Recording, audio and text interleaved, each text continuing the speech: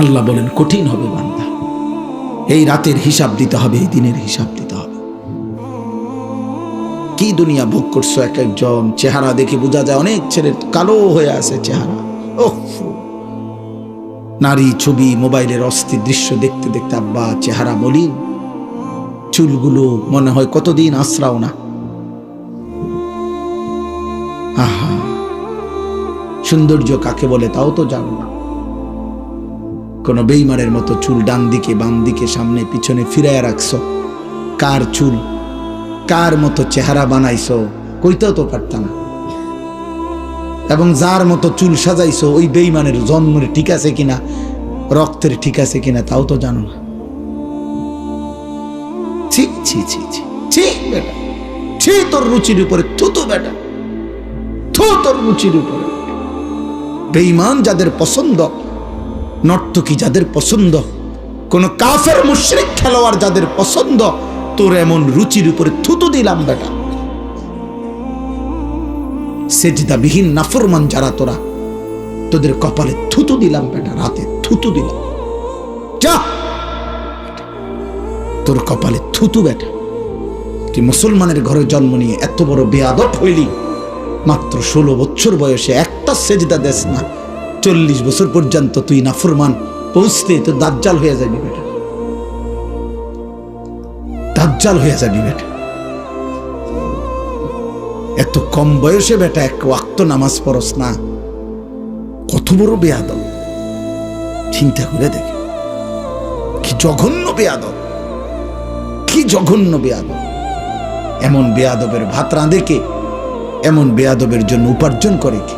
ওই বাবা মা গুলো বোকা, নিঃসন্দেহে বোকা। ওই বাবা মা গুলো লজ্জিত হবে খোদার কসম। এই জন্য যা পারেন দুনিয়া ভোগ করে যান। হ্যাঁ, এবারটা খুশি, এবার ফুট বিদেশ 12 লাখ টাকা দিয়া ফাটাইছে। কেমনে কেমনে মিলাইছেন চাচা টিয়া? 6 লাখ টাকা জমি বেচার, 6 লাখ টাকা সুদে আর কিস্তিতে। 12 লাখ টাকা এমনি এমনি মিলাইছে, সুদে সুদে কিস্তিতে। হ্যাঁ, কি আশায় মিলাইছেন এই টাকা? সুদ নিছে, আল্লাহ জানে আখেরাতে জাহান্নাম থেকে মুক্তি দেয় নাকি? ফোলাগার উসিলে যাতে বেহেস্তি হইতারেন নাকি? সুদের টিয়া দিয়া, কিস্তির টাকা দিয়া। ছি ছি ছি ছি। মুসলমান, মুসলমানের জিম্মাদারি ছিল স্ত্রী সন্তান, ছেলে মেয়ে, বাবা মা, স্বামী স্ত্রী। খোদার কসম, কথা ছিল মুসলমানের প্রথম ডিউটি ফুল ফ্যামিলি নামাজি হওয়া, প্রথম জিম্মাদারি এটা। আরে বেটা, প্রয়োজনে খানা বন্ধ বেটা, আমি রোজগার করব না বেটা তোর মতো নাফরমানের জন্য, তোর মতো নাফরমানের জন্য উপার্জন করব না বেটা। 16 বছর তুমি বেটা, আমি প্রবাসী বহু লোকরে বলছি বুকে জড়াইয়া বেটা এমন বিদেশ কইরো না। 16 বছর তুমি বেটা কষ্ট করে বিদেশ করো, তোমার একটা একটা ঘাম, একটা একটা টাকার মধ্যে, রিয়ালের মধ্যে বেটা তার ঘামে ভিজা, তার কষ্টে ভিজা, তার কলিজাটা পানি করে ফেলছে। আজকে 18 বছর 20 বছর বিদেশে থাকে, একবেলা খানা দেই না কেউ নাই, এক গ্লাস পানি আগায় দেওয়ার মতো কেউ নাই, একটা জামা ধুইয়া দেওয়ার মতো কেউ নাই, একটা ভালোবাসবে একটা বিবি নাই, বাচ্চা নাই, কেউ নাই। বেচারা অসহায়ের মতো 12 ঘন্টা ডিউটি করে আইসা পইরা থাকে রুমের মধ্যে, মন চাইলে দুগা খায়, মন চাইলে শুইয়া থাকে ক্লান্তিতে। আবার ডিউটির টাইম হয়ে যায়, কে খাইবো কে রাঁধবো? এত কিছুর বিনিময়ে তোমার স্ত্রী দেশে বাজারে বাজারে ঘুরে গ্রাম চুক্তি বেড়াইতে লগে কথা কয়, তোমার ছেলে নামাজ পড়ে না, তোমার মেয়ে অসৎ চরিত্রবান, চরিত্রহীন কোনো লম্পটের সাথে হারাম প্রেম করছে, আর তুমি বই বই বিদেশ করতে আসো। করো, বিদেশ করো, আরো পয়সা কামাও। কেউ রাগ হইলে, কোন প্রবাসী যদি আমার কথা বলতে পারবে, আমি তাকে বলতে চাই, ভাই তোর কষ্টের টাকা, তোর মেহনতের টাকা, তোর কলিজার ঘাম করা টাকা তোর স্ত্রী সন্তান আল্লাহর নাফরমানিতে ব্যয় করছে। রাখো বেটা, এমন টাকা কামাই বেটা। আগে বুঝাপড়া করো বিবি বাচ্চার কাছে যে নাফরমান আল্লাহকে যদি তোরা সেজদাই না করস, তোদের জন্য আমি উপার্জন করবো কেন? তোদের জন্য তোরা যত আল্লাহকে পাত্তা দাও না, তো তা আমি আর তুমি কিতা। আপনি মনে রাখেন, একটা ছেলে একটা বাবা এখানে যদি থাকেন, আপনি মনে রাখেন, যেই সমস্ত আপনাদের ছেলে 14, 16, 18 মাত্র বয়স, 20 বছর বয়স, এক ওয়াক্ত নামাজ পড়ে না, ওই মনে রাখেন ও আপনারে কি বলতে চায় জানেন?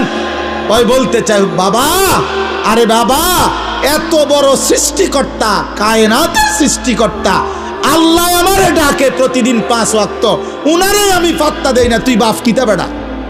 যা বেড়া বেড়া, তোর মতো বাপ বেড়া গনার ধরিনি বেড়া। আমি তো আল্লাহরই কিছু মনে করি না বেটা। এই গাদ্দার তো আল্লাহরই কিছু মনে করে না। এই জন্য আসমানের নিচে না, জমিনের উপরে বেনামাজি সর্বনিকৃষ্ট বেয়াদব। এই জন্য চেহারা কালো, আরো কালো হবে বেটা, মনে রাখিস বাপ। কোন বিবেকবানকে দেখাইস বেনামাজি ছেলে যে তোকে দেখতে প্রিয় মনে হয় না অপ্রিয়, তোকে দেখতে মায়া লাগে না, মায়া লাগে না, তোকে দেখতে আদর লাগে না, লাগে না। কোন বিবেকবানকে জিজ্ঞাসা, সমবয়সী বন্ধু তোকে বলবে না কোনোদিন। তোর মতো চরিত্রহীন আরেকটা বন্ধুকে জিজ্ঞেস করলে ও চিনবে না তোকে। আল জিনসু ইয়ামিলু ইলাল জিনস, আরবিতে বলে যে যেমন সে ঝুঁকেও তেমন। কোরআনে আল্লাহ বলছে যে খবিস তার বিবিও হবে খবিস। আল্লাহ তাআলা কোরআনে বলছে যে ব্যভিচারী জেনাকার পুরুষ তার স্ত্রী হবে ব্যভিচারিণী নারী। তোর বউ হবে 3 নম্বর। তুমি যেমন চরিত্রহীন, হ্যাঁ টের পাইবা, টের পাইবা। দেখো আমি বললাম, আমি জানি আব্বা, শত শত যুবকের চোখের পানি আমি জানি। আমার জীবনটাই ছেলেদেরকে নিয়ে, মুসলমানের কিশোর নওজোয়ান নিয়ে সারাদিন ফিকির করি। কত যুবকের কান্না, আহাজারি। 3 বছর 5 বছর প্রেম করছে, 5 মাসের মধ্যেই বিবাহিত জীবন জাহান্নামের টুকরা হয়ে গেছে। কারণ বিবাহের আগে ছেলের চোখেও মেয়ের কোনো দোষ নাই, মেয়ের চোখেও ছেলের কোনো দোষ নাই। কারণ ভালোবাসে না, তখন তো ভালোই বাসে। তো ভালোবাসলে আর দোষ দেখবো কিত্ত? তখন তো প্রেমের টাইম, তখন তো শয়তান সাথে আছে, তখন তো ইবলিস সাথে আছে। ইবলিস তো লোভনীয় করে দেখায়। কিন্তু বিবাহের পরে চূড়ান্ত বাস্তবতা, পৃথিবীর বাস্তবতা ফুটে ওঠে। তখন আর কোনো গুণ দেখে না, উভয়ের দোষে দেখে, দোষে দেখে। কোনো স্বামী যদি বাহিরে যায় আর স্ত্রীর ভিতরে যদি এটা থাকে যে তে বেড়াবো না আরেক বেড়ির লগে, তাহলে এই পুরুষটার জীবনের শান্তিটা কি? কোনো পুরুষ যদি বাইরে গিয়া ভাবে আমার স্ত্রী না জানি কোনো বেড়াইতে লগনি, হারাম সম্পর্ক, অবৈধ সম্পর্ক, এই পুরুষের জীবনে আর কামাই রোজগারি ও চাকরি ব্যবসার শান্তিটা কি? কত মেসেজ দেখতে চাইবা তুমি? চলো আমি দেখাই।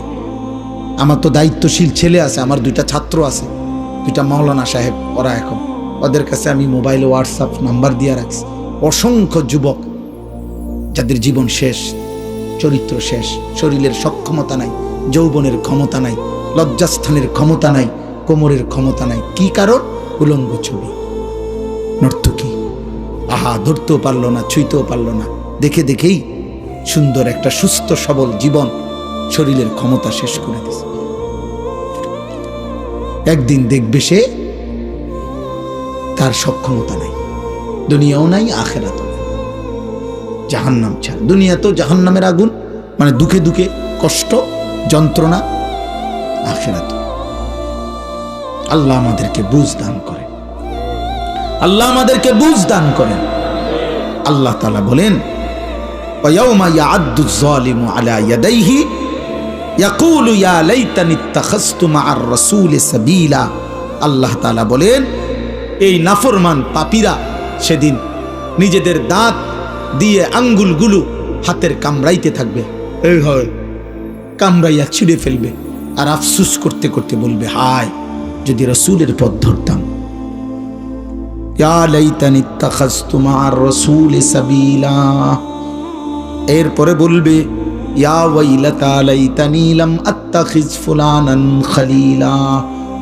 যার কারণে যে নষ্ট হলো, যার কারণে যে চরিত্রহীন হইল, ছেলে হোক, মেয়ে হোক, বন্ধু হোক, বড় হোক, ছোট হোক, আল্লাহর কসম আল্লাহ বলেন সে তাকে স্মরণ করবে আর মনে মনে আফসোস করবে আর বলবে, হায় আমি যদি তাকে বন্ধু না বানাইতাম, লাম আত্তাখিজ ফুলানান খলিলা,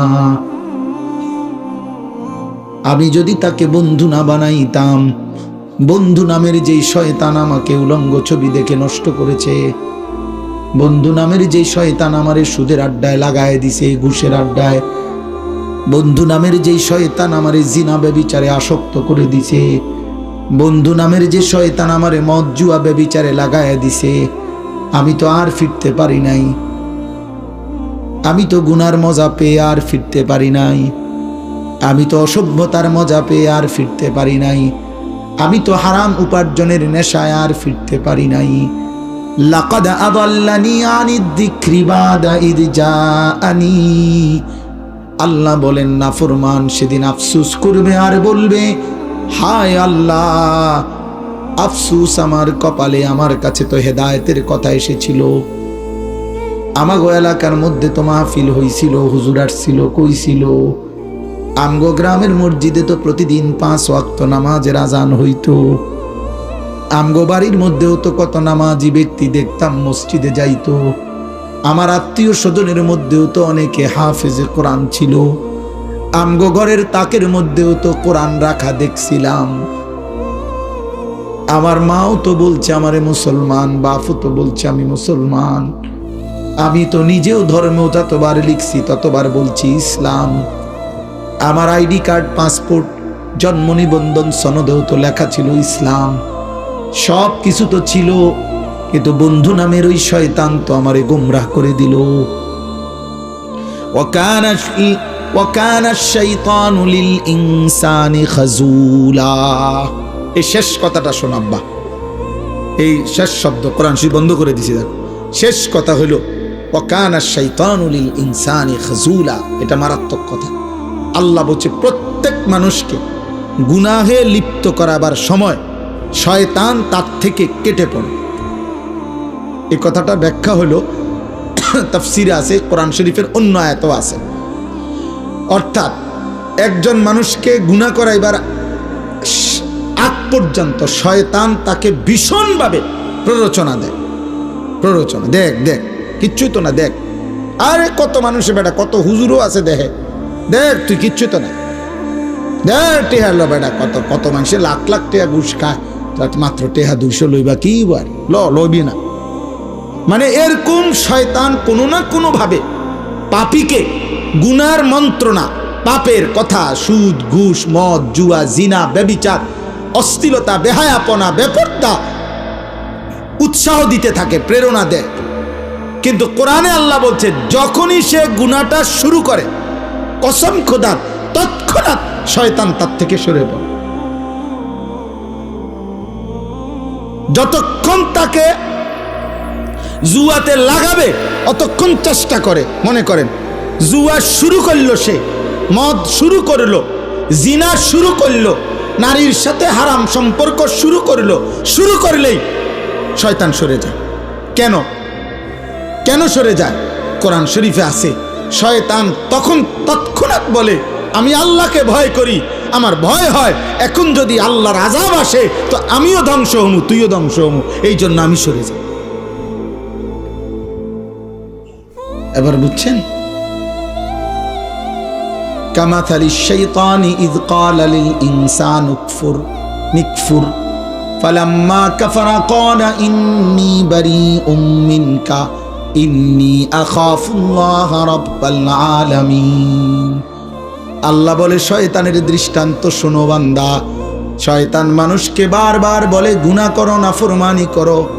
যখন বান্দা নাফরমানি করতে শুরু করে তখন সাথে সাথে শয়তান বলে আমি তোর থেকে মুক্ত, আমি সরে গেলাম তোর থেকে। কেন? ইন্নী আখাফুল্লাহ, আমি আল্লাহরে ভয় করি যদি আযাব আসে, যদি এই মুহূর্তে আল্লাহর আযাব আসে। কোরআন শরীফে আছে, এখন আর রাত বললাম না, সূরা আনফালের মধ্যে আছে, বদরের যুদ্ধের দিন শয়তান বারবার কাফেরদেরকে বলতেছিল বেটা 313 জন, কিচ্ছু নাই হেরার কাছে, কিচ্ছু নাই।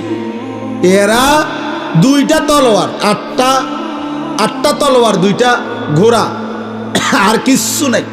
এই মানুষটি শুধু শুধু দাঁড়াইছেন, তোমারা শুধু শুরু করবা যুদ্ধটা, প্রথম ঠেলাইতে তান উইরা যাইব। মানে কোন রকমে লাগাইয়া, কসম খোদার কোরআন শরীফে আছে, যখন মুসলমানরা ফিরা শুরু করছে তৎক্ষণাৎ এই শয়তান সরে গিয়া দূরের থেকে বলতেছে আমি আল্লাহরে ভয় করি। আরে বাটফার, তুই তো আল্লাহরে ভয় করছিস, এটা আগে কবি না? আমরা এতটি লোকরে ফেসে ফেলাইয়া, কারণ সে তো আল্লাহরে চিনে আগের থেকে, বুঝছেন না কথাটা? এটা সূরা আনফালে আছে যে আল্লাহ বলে দেখো এই নাফরমান কেমনে ধোঁকা দিব। অতএব শেষ কথা, অনেক কষ্ট করছেন ছেলেরা, বাপ তোমরা অনেক কষ্ট করছো। আব্বা ধমক দিল, ভালোবাসার জন্যই ধমক দিছি। কারো যদি পরিবর্তন হয়, এবং হচ্ছে আলহামদুলিল্লাহ, আমরা হতাশ না, আশাবাদী আশাবাদী আশাবাদী। সেদিন আবু জাহেল মনে করছিল আরে ছাড়া ইসলাম টিকবে না, মানে আগাইতে পারবে না মোহাম্মদ। আল্লাহ বলছেন না, আগাইবে, তুই থাকতি না। সেদিন আবু লাহাব মনে করছিল ওরে ছাড়া ইসলাম আগাবে না, আল্লাহ বলছে ইসলাম ঠিকই আগাবে, তুই থাকতি না। সেদিন এই উকবা ইবনে আবি মুআইতে যার কথা বললাম, আর উবাই ইবনে খালব, এই বন্ধু, কসম খোদার তাফসীরে আছে, এই দুই শয়তান, এই দুই বেঈমান বদরের যুদ্ধের দিন দুইটাকেই মুসলমানরা হত্যা করছে, এবং বদরের পরিত্যক্ত কূপের মধ্যে ছুঁড়ে মারছে। যা, আবু জাহেল কে তো বদরের পরিত্যক্ত কূপে ফেলছে, সেই কূপের চিহ্ন এখনো আছে। আমি এইবার হজেও দেখছি, গত হজে গিয়া বদরের প্রান্ত, বদরের প্রান্ত। হ্যাঁ, আল্লাহ বলছে শোনো, একটা যুবক ছিল কালো, নিগ্রু, হাবশি গোলাম। পরে তারা বুকে পাথর চাপা দিয়া রাখতো, পরে তারা কষ্ট দিত।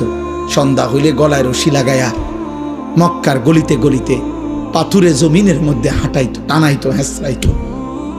ওরা তারে বলছিল কৃতদাস ও গোলাম, আমি আল্লাহ ওর ইমানের বরকতে পরে আমি একদিন কাবার ছাদের উপরে উঠাইয়া আজান দেওয়াইছি।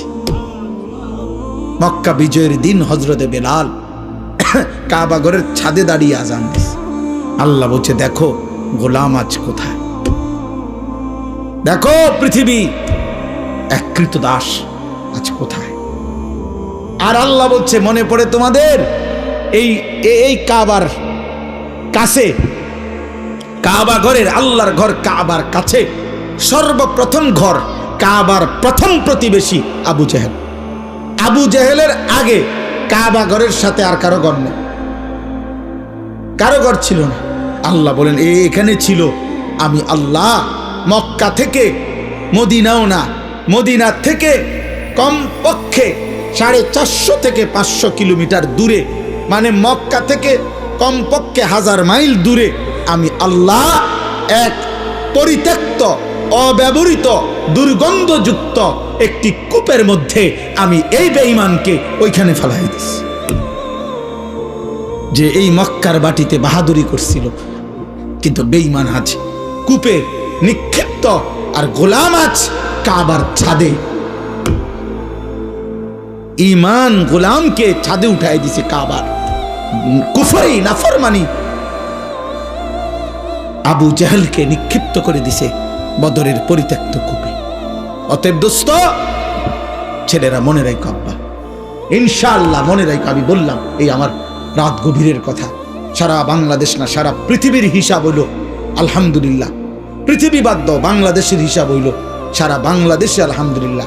আগামী দিনের কথা হলো এটাই, এই নির্বাচন শেষ নির্বাচন না, এই পৃথিবীতে শেষ নির্বাচন এটা না, এই দল আর ওই দল এটা শেষ কথা না। আগামীর পৃথিবীর সম্ভাবনা হলো যে আগামীর পৃথিবীতে প্রতি মুহূর্তে কিশোর যুবক নতুন প্রজন্ম প্রতিদিন ব্যাপকভাবে ইসলামের দিকে দ্রুত গতিতে ছুটছে আলহামদুলিল্লাহ।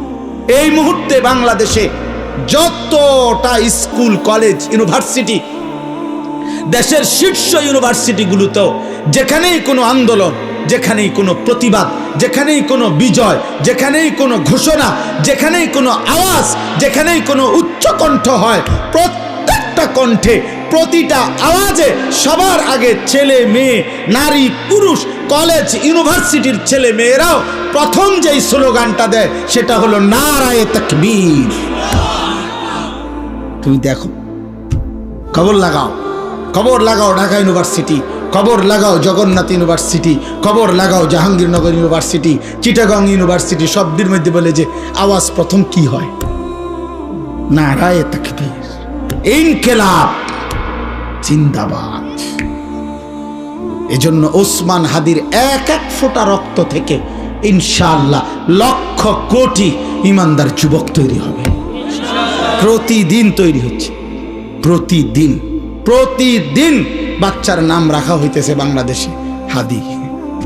আমি সেদিন বইয়া যা এক বসায় দুইজনের নাম রাখছি, যে এখন যা পাই বাচ্চার নাম সব হবে ওসমান হাদি ইনশাআল্লাহ। ইনশাআল্লাহ তোমরা দুই চারজন অপদার্থ তোমরা ছবি দেখো, তোমার মতো আকামলারে কামিনিত না কেউ, এই তুমি বেরিয়ে চাইবে।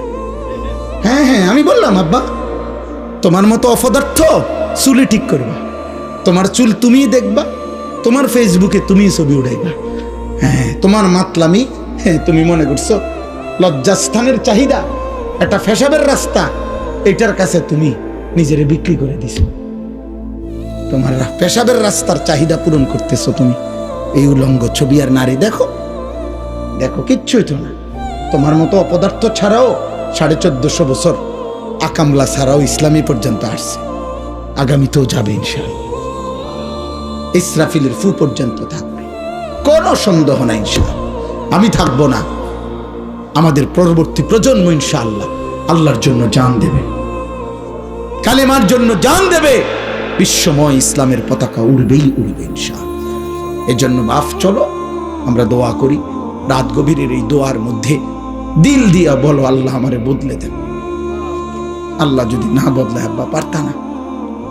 মদ জুয়া নারী ছবি অস্থির দৃশ্য, কিশোর ছেলেরা যুবক ছেলেরা, এটা তোমার শেষ পর্যন্ত ইজ্জত দিবে না। এমন সুন্দর একটা জীবন নষ্ট করো না। নামাজ পড়ো, ফজরের নামাজ, 5 ওয়াক্ত নামাজ, দেখবা দুনিয়া তোমারে ভালোবাসবে, আল্লাহও তোমারে ভালোবাসবে। আল্লাহ ভালোবাসে। সারা পৃথিবীর ইমানদার এখন শহীদ শরীফ ওসমান হাদিকে চিনে, শুধু বাংলাদেশের মানুষ, সারা পৃথিবী। ফিলিস্তিনের মুজাহিদ ওসমান হাদির নামে স্লোগান দেয়, আফগানের মুজাহিদ ওসমান হাদির নামে স্লোগান দেয়, পাকিস্তানের মুজাহিদ ওসমান হাদির নামে স্লোগান দেয়।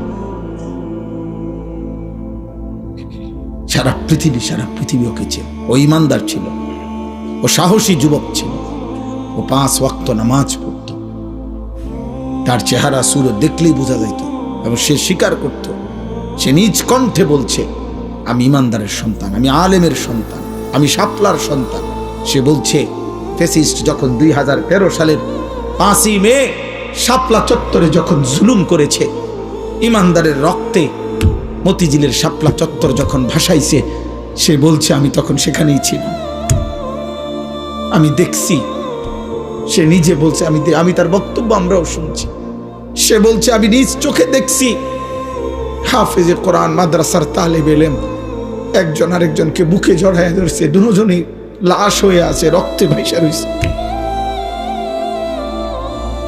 কত মুমিনের চোখের পানি, কত মজলুমের চোখের কান্না রক্তের উপরে, কত মানুষের গুম খুন, কত মানুষের আর্তনাদ, কত বিধবা নারীর আর্তনাদ। আপনারা জানেন না কত কিছুর বিনিময়ে এই জালেম পলাইতে হয়েছে। এই তো 1-2 দিনের জুলুম না, 17 বছরের জুলুম, 16 বছরের জুলুম। এই জন্য বাপ মনে রাখো, আমাদের প্রিয় ভাই, আমাদের কায়েদে মিল্লাত আল্লামা হাফিজ জুনায়েদ বাবুনগরী রহমতুল্লাহ আলাইহির খাদেম ছিল আমাদের প্রিয় ভাই এনামুল হাসান ফারুকি। এই যুবক তাগড়া জোয়ান যুবক ছিল, এমন সুন্দর বলিষ্ঠ যুবক ছিল, হাটহাজারী মাদ্রাসার হুজুরের খাদেম ছিল সে। ওরে এই গত ফেসিস্ট বেঈমান, এই নাফরমানরা জেলখানার নির্মম জুলুম আর নির্যাতনের রিমান্ডে জীবনের তরে তারে পঙ্গু বানায় দিয়েছে। আজ সে চীনে হসপিটালের মধ্যে মৃত্যু শয্যায়, অসুস্থ রোগাক্রান্ত। সেদিনও দোয়া চাইছে আমাদের কাছে যে ভাই দোয়া করেন।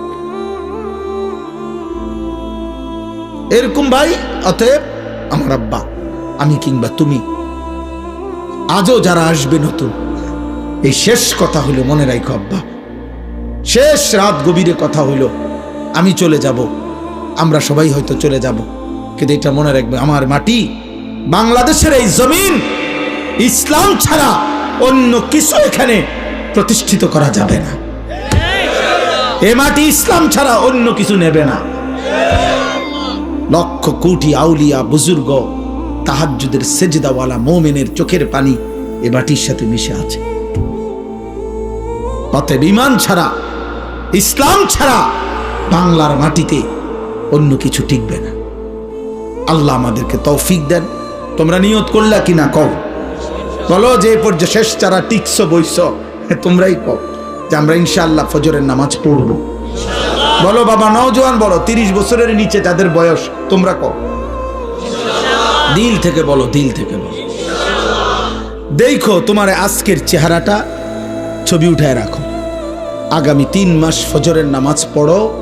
এই আনিসুর রহমান তো চাঁদের দেশে থাকি না, আমি কুমিল্লা ক্যান্টনমেন্ট ময়নামতি থাকি, সাহেবের বাজার।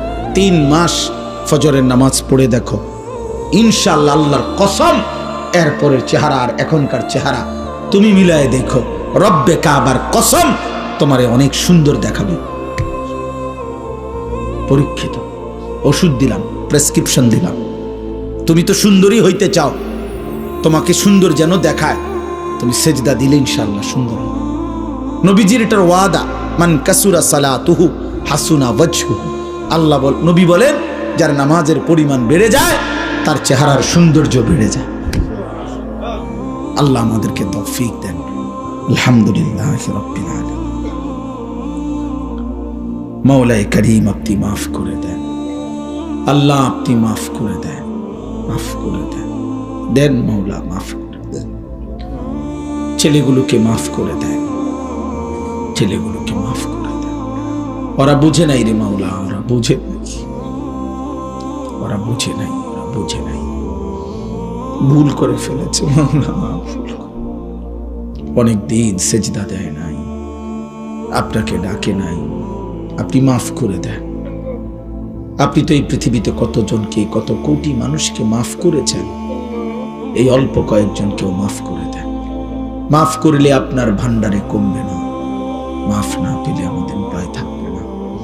দেন মাওলা, মাফ করে দেন, মাফ করে দেন, মাফ করে দেন। কবরবাসীদেরকে মাফ করে দেন। প্রত্যেকে আমরা স্বজন হারা, কেউ মা হারা, বাবা হারা, আত্মীয় হারা, স্বজন হারা। আল্লাহ আল্লাহ আমাদের সবারই আত্মীয় স্বজন কবরে আছে, মাফ করে দেন, দেন আপনি মাফ করে দেন, মাফ করে দেন। কিয়ামত পর্যন্ত কবরের আযাব মাফ করে দেন, কবরগুলোকে জান্নাতের টুকরা বানায় দেন। আমার বাবা, চাচা, দাদা যারা বসে আছেন সকলকে আল্লাহ শেষ জীবনটা আরো বেশি নেক আমলের তৌফিক দেন।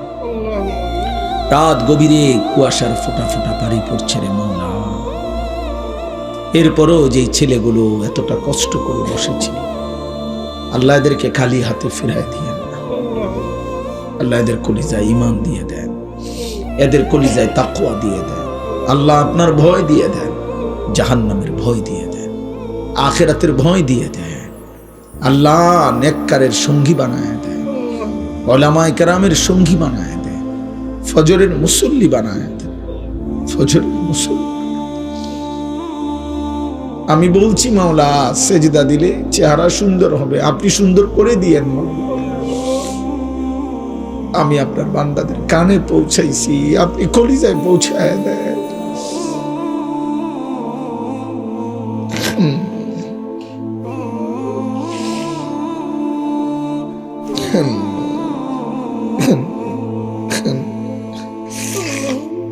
আমারে মাফ করে দেন,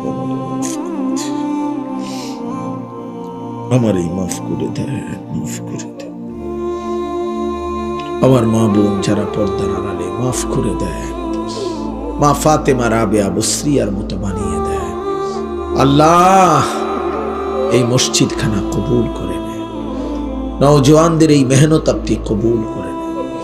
রাত গভীর পর্যন্ত তারা বসেছিল, আপনি বরকত দিয়ে, আপনি বরকত দিন। আল্লাহ যারা মাহফিল সাজাইলো আপনি তাদের কবর আখিরাত সাজায় দেন। আল্লাহ দেন, মওলা দেন। আমার দেশকে নিরাপদ করে দেন, একজন ইনসাফকার শাসক আমাদেরকে দিয়েন মওলা, কোন জালেমের হাতে তুলে দিয়েন না রে মওলা। জুলুমের শিকার করেন না। ইজ্জত নিয়ে সেজদা দিয়ে বাঁচতে চাই আল্লাহ। এই জমিন ইসলামের জমিন মওলা, এই জমিন শাহজালালের জমিন, এই জমিন খানজাহানের জমিন, এই জমিন শাহ ফরানের শাহ মখদুমের জমিন, এই জমিন আহমদ শফির জমিন, এই জমিন জোনায়েদ বাবুনগরীর জমিন, এই জমিন মর্দে মুজাহিদের জমিন। আল্লাহ এই পবিত্র মাটিতে আপনি ঈমানকে বুলন্দ করে দেন, কালেমাকে বুলন্দ করে দেন। আমার প্রিয় ভাই শহীদ শরীফ ওসমান হাদি রাহমাতুল্লাহ আলাইহি তার কবরকে নূরে নূরে ভরপুর করে দেন।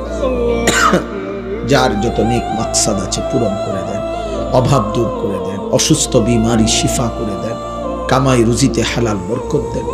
আল্লাহ প্রবাসী বিদেশি যারা নিরাপদে রাখেন, আল্লাহ প্রবাসীর বিবিকে বুঝ দেন, প্রবাসীর ছেলে মেয়েদেরকে সেজদাওয়ালা বানায় দেন।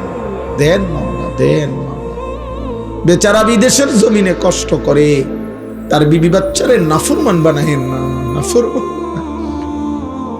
নাফরমান বানায়েন।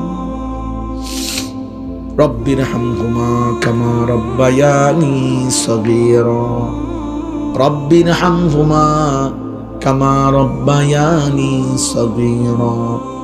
রব্বানা হাব লানা মিন আজওয়াজিনা ওয়া যুররিয়াতিনা কুররাতা আ'য়ুন ওয়াজআলনা লিল মুত্তাকিনা ইমামা। রব্বি জাআলনি মুকিমাস সালাতি ওয়া মিন যুররিয়াতি। রব্বানা ওয়া তাকাব্বাল দুআ। রব্বানা ইগফির লি ওয়া লিওয়ালিদাইয়া ওয়া লিল মুমিনিনা ইয়াওমা ইয়াকুমুল হিসাব। সুবহানা রাব্বিকা রাব্বিল মুরসালিন ওয়ালহামদুলিল্লাহি রাব্বিল আলামিন।